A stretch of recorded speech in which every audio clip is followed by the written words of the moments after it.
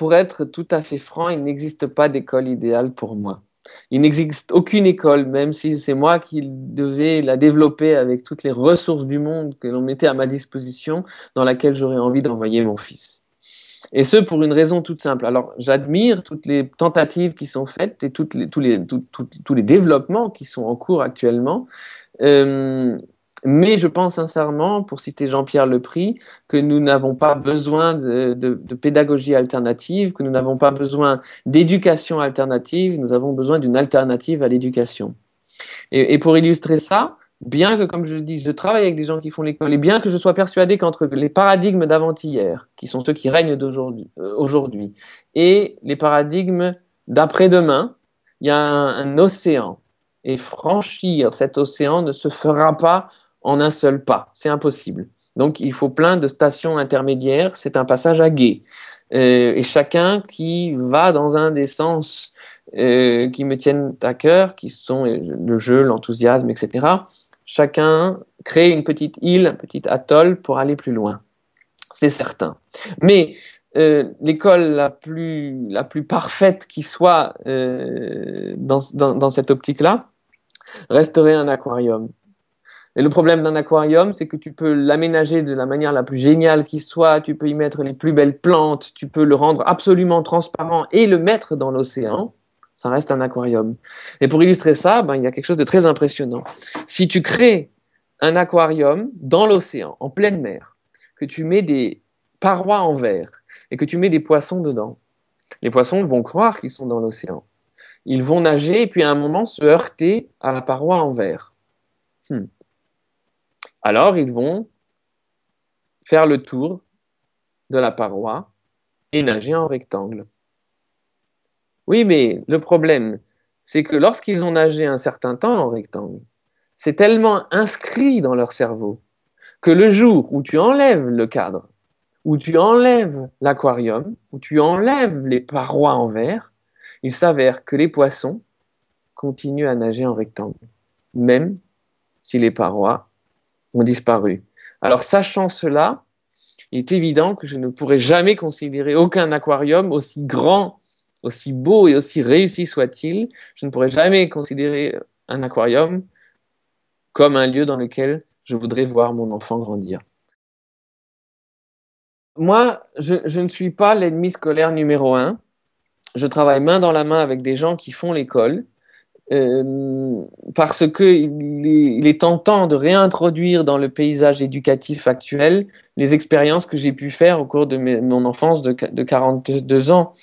Et je vois, forcément, je suis amené de plus en plus à raconter cette histoire dans des milieux de plus en plus étonnants, qui montrent bien qu'il y a une véritable nostalgie de la confiance en soi et de la confiance en les enfants, qu'il y a un véritable désir. Je pense sincèrement que la société dans son ensemble et le corps enseignant dans son ensemble et les parents dans leur ensemble sont prêts, sont mûrs et sont désireux d'entendre dire que l'école n'est pas indispensable, que l'éducation n'est pas la seule manière d'atteindre la réussite, la culture et toutes ces grandes choses que nous voulons voir saisies par nos enfants.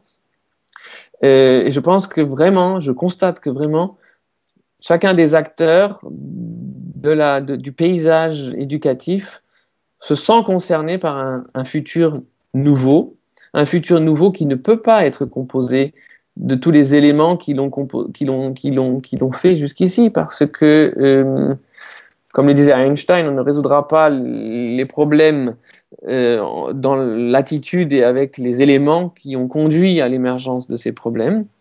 Et puis parce que on a résolu les problèmes d'hier avec des solutions d'hier, mais elles n'ont plus de pertinence pour demain. Et demain sera fait de confiance, d'enthousiasme, de jeu, ça j'en suis absolument certain. C'est pour ça que j'ai fondé l'écologie de l'éducation, parce que ce souci de retrouver la nature dans la nature, c'est une globalité, retrouver l'enfant dans l'enfance, et puis en chacun de nous, c'est la même recherche, c'est le même combat.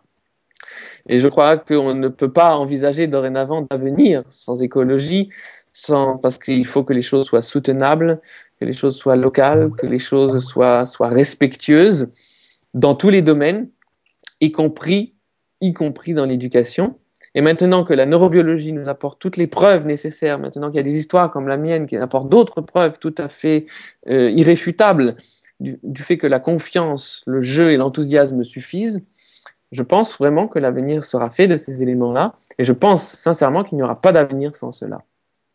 Sachant le rôle primordial de l'enthousiasme dans le développement du cerveau, j'ai envie de poser pas mal de questions. J'ai envie de vous poser une question. J'ai envie de vous dire, quand est la dernière fois que vous vous êtes vraiment enthousiasmé?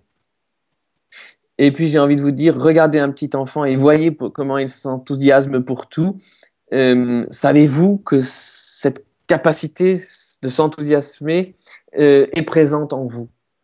Et puis sachant qu'elle est présente dans chaque enfant, sachant que chaque enfant vient au monde avec sa capacité à jouer et des potentiels immenses que les plus gros défauts génétiques ne peuvent pas empêcher de se développer, sachant tout cela, vous sentez-vous l'envie, le courage de troubler un processus naturel?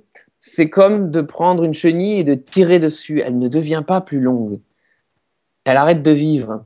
Et les processus naturels dans la nature ou dans le développement de l'enfant sont les mêmes.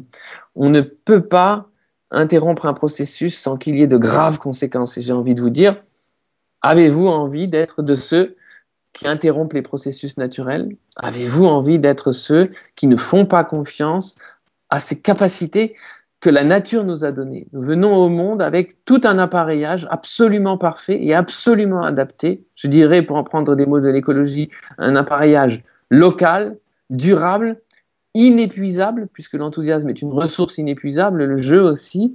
Donc on peut pas en consommer la totalité, c'est probablement la seule ressource inépuisable sur Terre. J'ai envie de dire, n'avez-vous pas envie d'être de ceux qui laissent ces choses-là fleurir? N'avez-vous pas au moins envie d'en faire l'expérience, de voir où ça mène, puisque nous avons la preuve dorénavant que ça mène quelque part.